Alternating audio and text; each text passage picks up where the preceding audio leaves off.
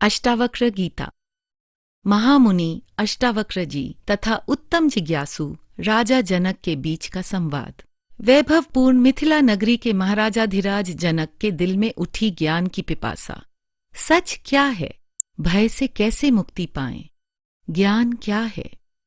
अष्टावक्र गीता, अद्वैत का वह चरम शास्त्र। परम पूज्य गुरुदेव श्री श्री रविशंकर जी के मुखारविंद से प्रवचन। एक ब्रह्मज्ञानी गुरु के मुख से ऐसे महान ग्रंथ के विश्लेषण का श्रवण मात्र हम स्नातकों के लिए परम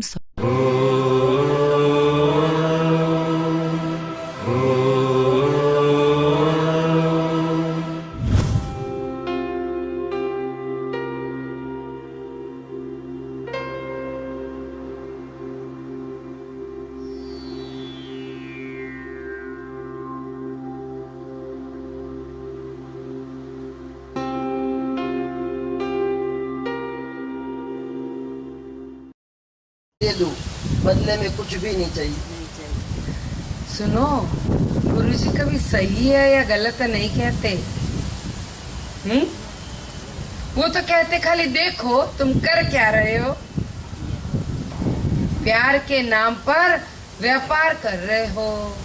और तूफानों में क्या होता है? छोटा व्यापारी डूब जाता है, घाटा हो जाता है। जिस अपेक्षा से जीवन में आगे बढ़े थे, जो बिजनेस माइंड में सोचा था, वो अपेक्षा पूरी हुई नहीं। वही तूफान है जीवन में। और क्या तूफान है? और बताओ कल क्या था? में जब तूफान आता है तो स्व को साइड पे रखना, स्तर को देखना। जब तूफान आता है जिंदगी में तो स्व को साइड पर रखना और शरीर श्वास को देखना। जब तूफान उठता है तो हमारी साधना, हमारा ज्ञान कुछ भी काम नहीं आता है। पर जो अगर सजग होते हैं तो ये तूफान अपने आप शांत होते हैं और हम स्व में स्थित हो सकते हैं। दूसरा बताया कि तूफान को अगर सजग है और देख सकते हैं तो इनको स्वीकार कर लो, आने दो, जितना भी आना है आओ, तो भी वो शांत हो जाएगा।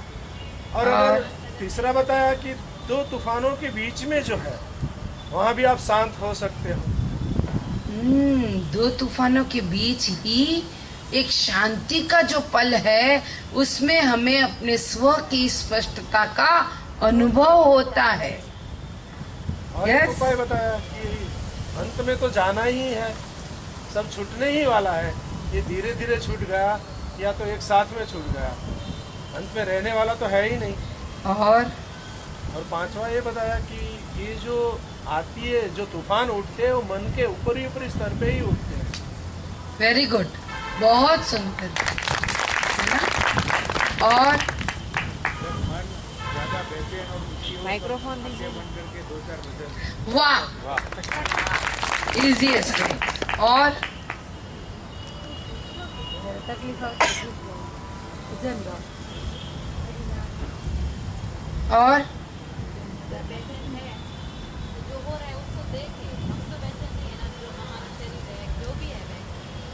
बहुत सुंदर, वेरी गुड।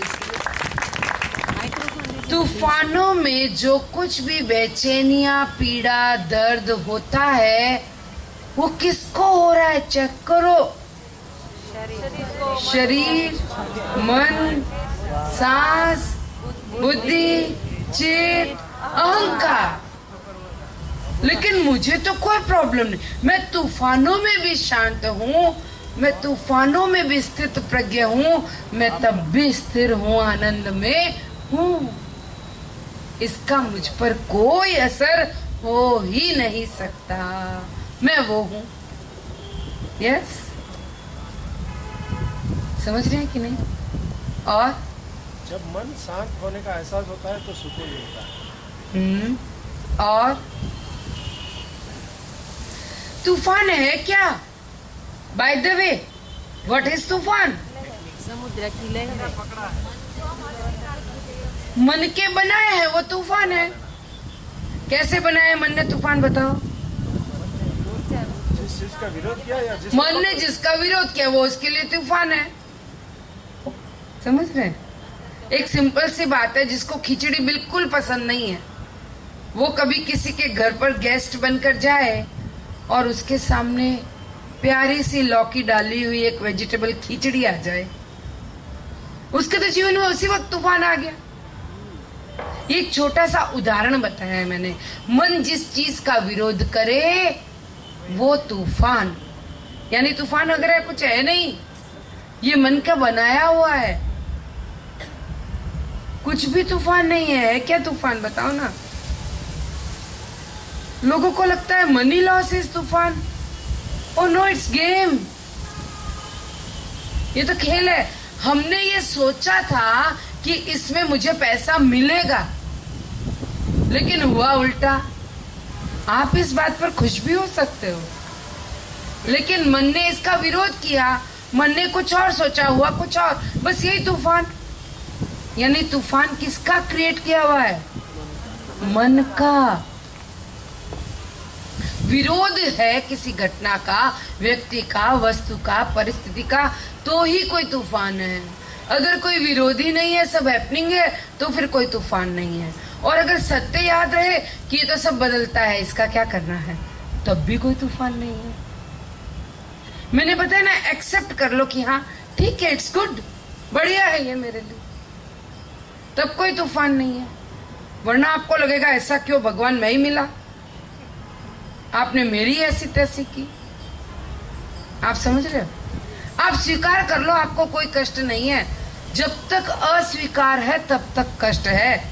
जैसे हम सब ने यहाँ मच्छरों को स्वीकार कर लिया, हमें कोई कष्ट नहीं, हम रोज ज्ञान के प्यासे इधर आते हैं कि नहीं? वो थोड़े बहुत 10-20 लोग जिन्होंने स्वीकार नहीं किया, वो बेचारे मच्छरों के साथ उड़ गए। उड़े कि नहीं उड़े? Very simple. तो ये ज्ञान अब अपने जीवन में जीना है। और क्या था कल? ज्ञान का जैकेट पहन के रखना। तूफानों में डूबोगे नहीं। अगर ये लाइफ जैकेट पहन कर रखा, इनके लिए बहुत जोरदार ताली बनती है ना? कहा तुम ठीक से तैयार हो जाओ, पहले ही ठीक से तैयार हो जाओ, लाइफ जैकेट पहन लो, फिर जो होता है होए। अरे लोग बुलेट प्रूफ जैकेट पहन ले तो एक बुलेट भी उनका सीना चीर नहीं सकती, बंदूक की गोली उस व्यक्ति को मार नहीं सकती। इसी तरह अगर हम नॉलेज की जैकेट पहन ले तो ये तूफानों की गोलियां हमें मार नहीं सकती, हिला नहीं सकती। यस। और कुछ किसी को शेयर करना है कल का? कल जनक जी की स्थिति देख के अष्टवक्र जी मुस्कुराए। एक शरारती जो मुस्कुराहट की, दोनों शिखर पर उसने स्थान ले लिया, आध्यात्म और सांसारिक। 2 बार मुस्कुराए अष्टवक्र। पहले तो खुश होकर मुस्कुराए, और एक राजा होते हुए जनक को बोध हो गया इतनी इजीली, इतने कम समय में। जैसे एक बगिया में फूल खिले बहुत सारे, तो माली को कितनी खुशी होती है, मेरी मेहनत सफल हुई, तो इसलिए मुस्कुराए। और फिर शरारत से भरकर मुस्कुराए। कहते तू तो राजा है, अब तेरा देश मेरा देश कैसे करेगा? तू अपनी अर्थव्यवस्था कैसे संभालेगा? और अगर तू अपने देश की उन्नति के लिए कुछ करेगा तो दूसरे देश का तो तू नुकसान ही करेगा। इसका मतलब तेरे अंदर द्वैत भी है। अब ये तू दोनों कैसे एक साथ हैंडल करेगा? तो जनक ने क्या कहा? करता नहीं रहा। मैं कुछ कर ही नहीं रहा, ये तो हो रहा है अपने आप, और मैं तो बस खेल रहा हूं इनके साथ। यस।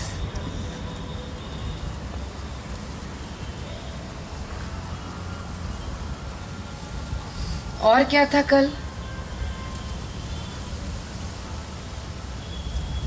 और क्या था?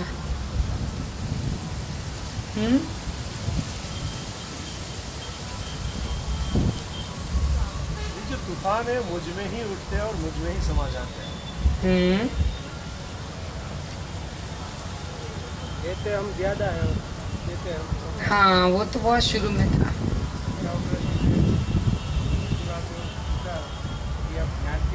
ये राजकुमार सब कैसे संभल? वो हो गया ना। और कुछ एक जो पॉइंट था वो क्या था, जब हम भूल जाते हैं ऐसा कुछ एक पॉइंट था वो क्लियर। जब ये सजगता होती है मन में जो उठ रहे हैं और वो उनके साथ जुड़ जाते हैं कुछ क्षणों, जैसे ही हम स्वामी स्थित हो जाते हैं, हम अपने असली मौलिक स्वभाव को भूल जाते हैं तो तूफानों को सच्चा मान बैठते हैं। और अगर हमें अपना मूल स्वभाव पता है तो भले न उठे तूफान, हमें क्या करना है। मैं तो अजर अमर अविनाशी हूँ।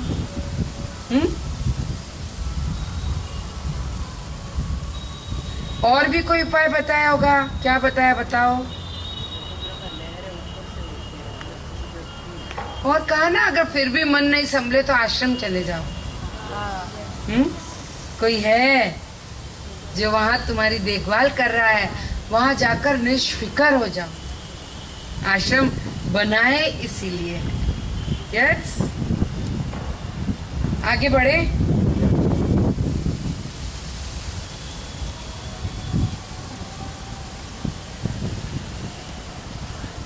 सीप में चांदी का भ्रम।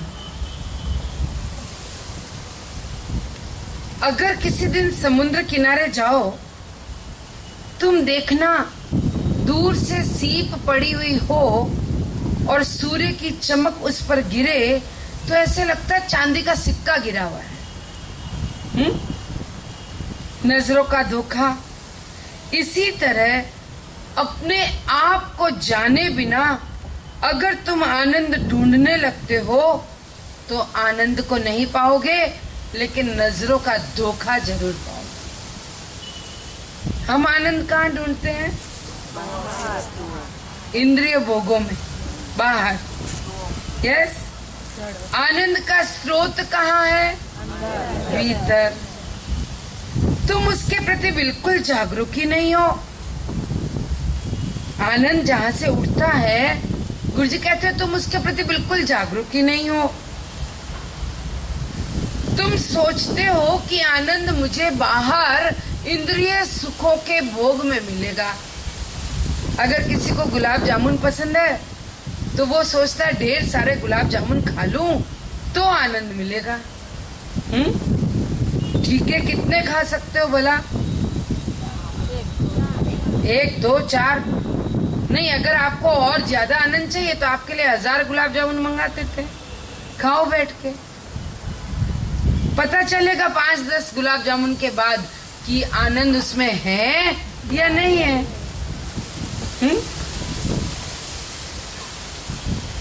वही खाना जो आनंद और सुख दे रहा है, अति हो जाने पर वही दुख देने लगता है, दर्द का कारण बनता है।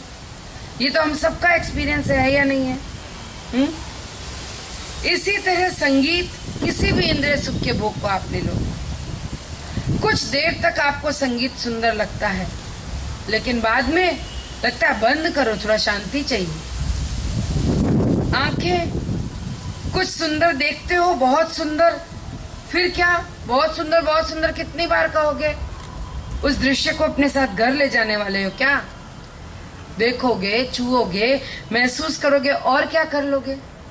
जैसे यहाँ से गए कश्मीर, ओ वाह इतना सुंदर, 10 बार बोल लिया, 100 बार बोल लिया। अब पेड़ों को छू लिया, वादियों को छू लिया, कश्मीर घर उठा लाए क्या?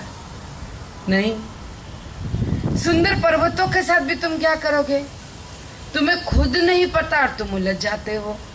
कितनी बार सुंदर सुंदर कहोगे, अरे थक जाओगे, शब्द खत्म हो जाएंगे और मन में धारणा रहेगी बहुत सुंदर है।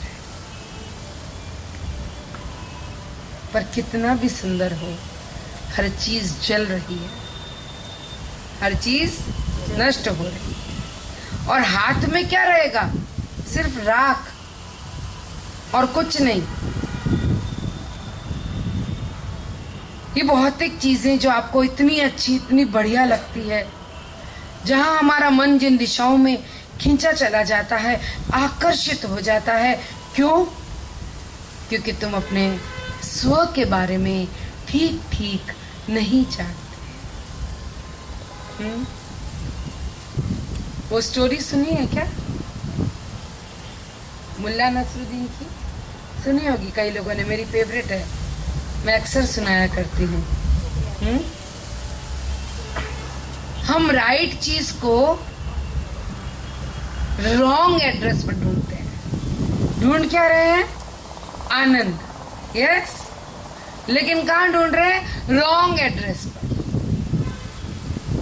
जैसे आपको फ्लाइट पकड़नी हो और आप स्टेशन से लेफ्ट की बजाय गाड़ी को राइट में ले जाओगे, तो क्या आप एयरपोर्ट पहुंच सकते हो? आपको फ्लाइट मिलेगी? क्यों? क्योंकि आप रॉन्ग एड्रेस पर मुड़ गए। इसी तरह हम ढूंढ तो ठीक चीज रहे हैं, आनंद ढूंढ रहे हैं, इसमें कोई गलत नहीं कर रहे हैं, लेकिन गलत एड्रेस पर ढूंढ रहे हैं। एक बार बेचारा मुल्ला नसरुद्दीन मोहल्ले में बैठा बैठा पूरी धूड़ में कुछ ढूंढ रहा था।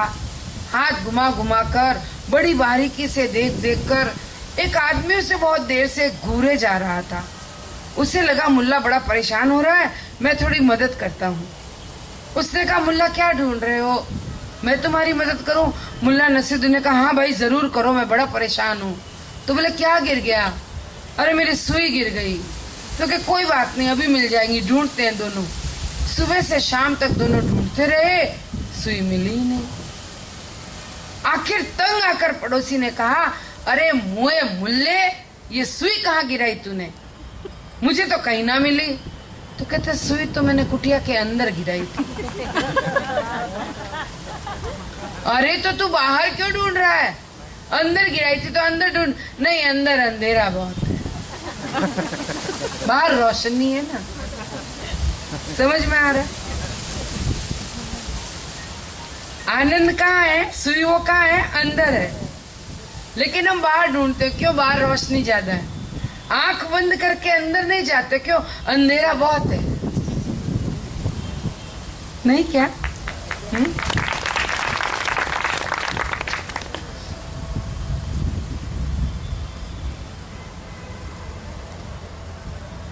हमारा मन न जाने क्यों बार बार इन्हीं अनुभवों में आनंद ढूंढता है। आनंद किसी वस्तु, व्यक्ति, परिस्थिति से नहीं, ये तुम्हारे भीतर से उभरता है और तुम स्वयं आनंद हो। अगर तुम्हें संगीत या सेक्स में आनंद मिलता है तो वो आनंद सेक्स में नहीं है, तुम स्वयं आनंद हो। आनंद साथियों में या शराब में नहीं है। आप सहज ही अनभिज्ञ हैं कि नाजुक आनंद की अनुभूतियां निकलती किस भंवर से है। ये तुम्हारे पूरे शरीर को जो सजीव कर देती है, ये आनंद के स्पंदन, ये प्रस्फुटित कहाँ से होते हैं, इसके लिए तुम बिल्कुल अनभिज्ञ हो। हमारा अधिकतर शरीर मृत प्राय है, जीवित नहीं है, लेकिन क्रिया के बाद हम महसूस करते हैं मानो कण कण सजीव हो गया। बहुत रोते हैं कुछ लोग, बहुत रोते हैं, और उसके बाद में उन्हें लगता है कि मन बिल्कुल शांत और हल्का। हाँ कि ना? बहुत हल्कापन, प्रेम, आनंद से हम भर जाते हैं। और जैसा कि गुरुजी ने अभी बताया कि हम सब मृत प्राय जी रहे हैं। जैसे वायर में करंट होता है, लेकिन 0 पावर करंट भी होता है। कभी हाथ लगाओ तो ऐसे झटका जैसा फील होगा, लेकिन उतनी सी बिजली से बल्ब नहीं जलता कोई। यस, कई बार स्विच ऑन करके पूरा पावर बिजली की लाइन में चल रहा है, आपको उससे इलेक्ट्रिसिटी फील होती है, लेकिन कोई भी इंस्ट्रूमेंट इलेक्ट्रिकल उससे चलता नहीं है। क्यों? पावर तो बिजली तो है, लेकिन उसका पावर कैसा है? 0। हम सब इसी तरह जी रहे हैं, जिंदा तो हैं लेकिन पावर कैसा है? 0% करंट के साथ जी रहे हो। ये शरीर बूढ़ा और बड़ा हो गया लेकिन ऊर्जा तो उसके अंदर है ही नहीं। चेतना का अभाव है। सारी साधना, सारे प्रयोग, ये सब क्या है?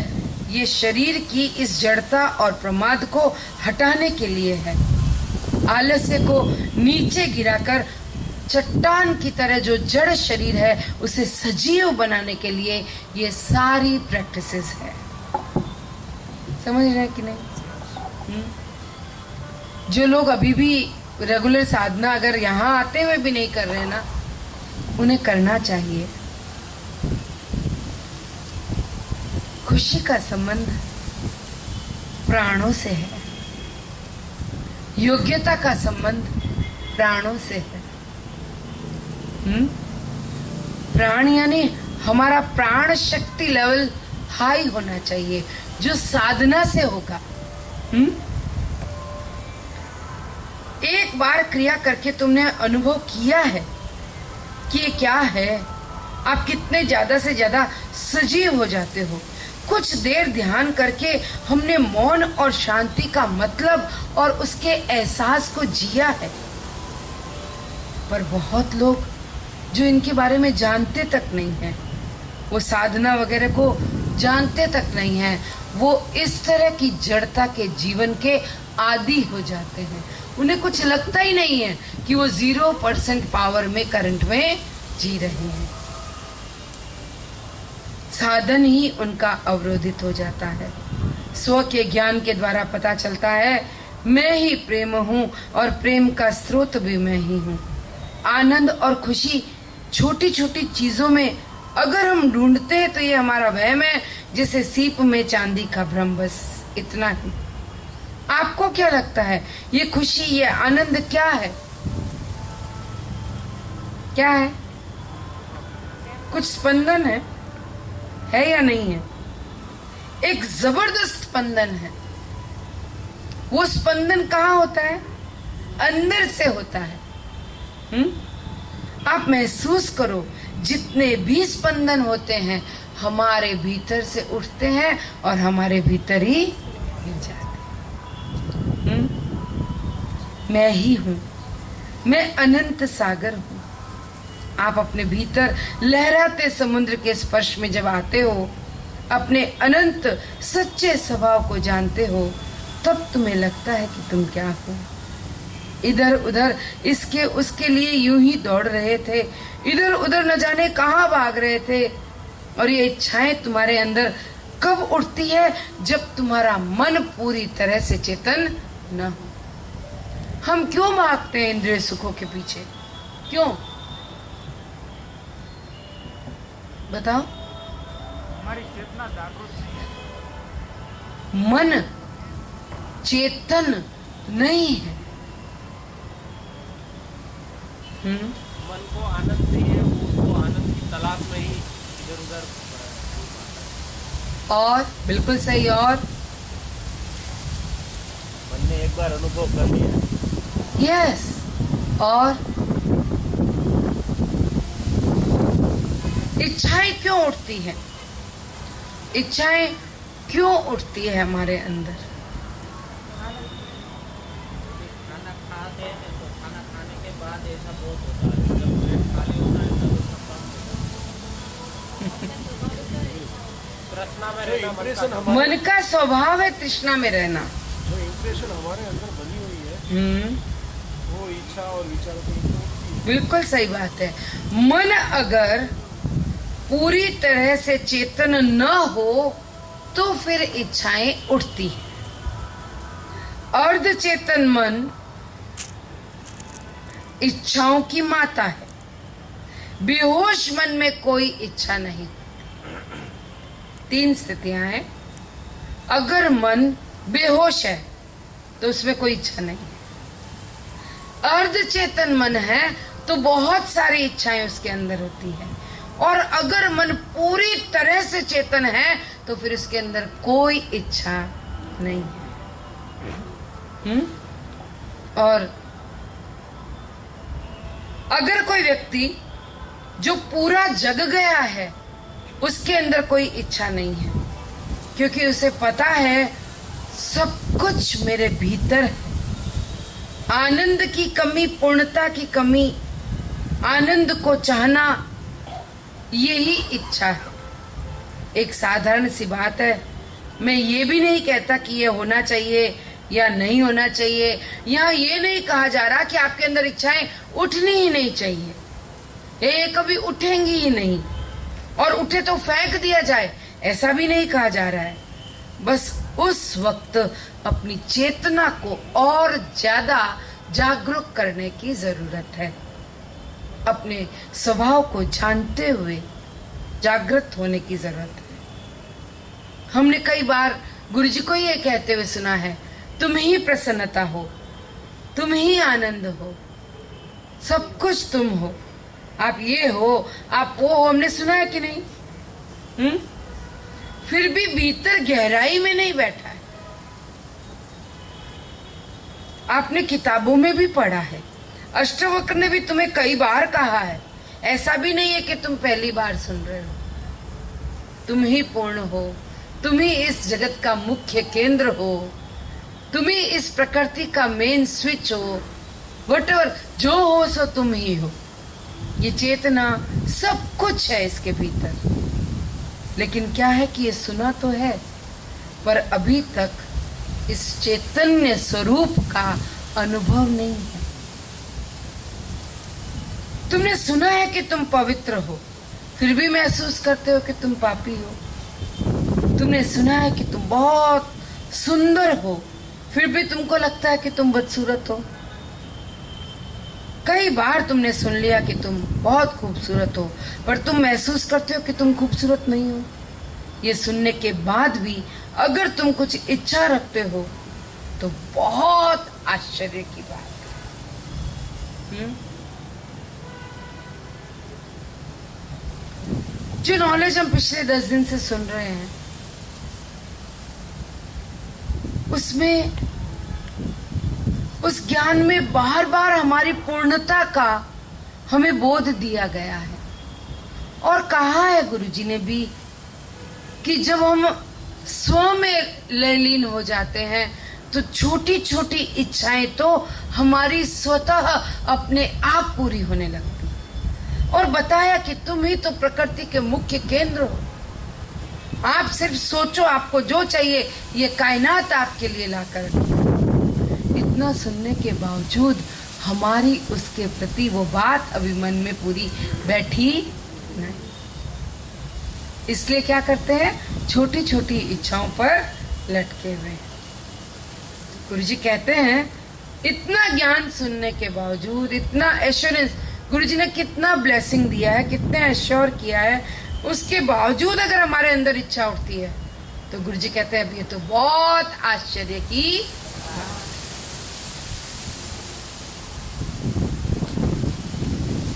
ये प्रश्न नहीं है कि तुम्हें क्या चाहिए, ये एक आश्चर्य है। ये सुनकर भी, इतना होने के बावजूद अगर आज भी आप छोटी छोटी चीजों में रुचि रखते हो, छोटी छोटी चीजों को चाहते हो, तो सिर्फ सुनना काफी नहीं है। तुम्हारी चेतना के कण कण में, तुम्हारे रोम रोम से तुम्हें अपने स्व का अगर एहसास हो जाए तो ये सारी इच्छाएं तिरोहित हो जाए। हमने कितना सुना कि सब कुछ बदल रहा है, कुछ भी स्थिर नहीं है, कुछ भी टिकने वाला नहीं है, परिवर्तनशील है। उसके बावजूद अगर इस जगत की परिवर्तनशील की ही अपेक्षा रखते हैं, उसी की इच्छा करते हैं, तो ये सचमुच बड़े आश्चर्य की बात है। तुम्हें इसके लिए इंतजार करने की जरूरत नहीं है कि किसी दिन तुम्हें ऐसा होगा कि तुम्हारे रोम रोम से तुम्हें स्व का अनुभव हो जाएगा। थोड़ा सा सजीव हो जाओ, थोड़ा सा सजीव। सुबह उठो तो महसूस ही करो कि मैं अनंत हूं। अपने स्वभाव के प्रति जागरूक हो जाओ। मैं अद्भुत हूँ, मैं अलौकिक हूँ। यही मेरा स्वभाव है। जो लौंग क्रिया के बाद जो गुरुजी मंत्र बोलते हैं उसका मीनिंग यही है। अगर हम रोज सुबह सुबह इसको याद रखें कि हम अनंत शुद्ध चेतन प्रेम पूर्ण प्रकाश से भरपूर हैं, अगर दिन की शुरुआत ये याद करके ही करें तो मानो जैसे जीवन में सूर्य उग गया हो, जैसे ठीक से नींद ली और अब सूर्य उदय हो गया। जब हम सोते हैं तो सूर्य आराम करने चला जाता है और जब हम जागते हैं तो सूर्य उग जाता है। तो सुबह की सैर के वक्त अपने सच्चे स्वभाव को याद रखें, महसूस करें और इस पृथ्वी पर सफेद बादल की तरह हल्के होकर उड़ें। मानो आप चल ही नहीं रहे हो, आप तैर रहे हो हवा में। अपने स्वभाव को, छोटी छोटी चीजें, ये छोटी छोटी परेशानियां, इन सबसे मुक्त करो अपने आप को। वरना गुरुजी बहुत सुंदर कह रहे हैं, एक कॉकरोच या एक मच्छर भी आपको सारी रात तंग कर सकता है, और ये हम सबसे बेहतर कौन जाने।